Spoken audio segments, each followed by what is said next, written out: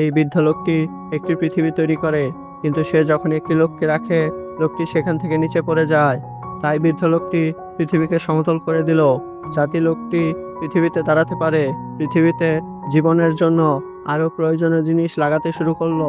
কিন্তু পৃথিবী তৈরি করার সময় দুটি দুষ্ট বাচ্চা চলে আসে এবং বৃদ্ধ লোকটিকে বিরক্ত করতে শুরু করে। বাচ্চাদের থামাতে যাবার আগে সে পৃথিবীকে চালু করে দিয়ে গেল। পৃথিবীতে জীবন শুরু হয়ে গেল, কিন্তু এই ব্যক্তিটি একা পড়ে গেল। তখন একটি আগ্নেয়গিরি বিস্ফোরণ হতে শুরু করে, যার ফলে পৃথিবী কাঁপতে শুরু করলো এবং পাখির বাসা থেকে একটি ডিম নিচে পড়ে গেল। ডিমটি ভাঙার আগে একটি ডাইনোসর সেই ডিমটিকে ধরে ফেলে। ডাইনোসর ডিমটি নিয়ে যাচ্ছিল, কিন্তু তখনই একটি হাঙর ডাইনোসরকে খেয়ে ফেলে। ডিমটি গাছের সাথে ধাক্কা খেয়ে ওই বাড়ির উপর গিয়ে পড়ে। ডিমটি যখন ভেঙে যায়, সেখান থেকে সুন্দর একটি ডাইনোসরের বাচ্চা বেরিয়ে আসে। এরকম ভিডিও দেখতে চাইলে চ্যানেলটি সাবস্ক্রাইব করো।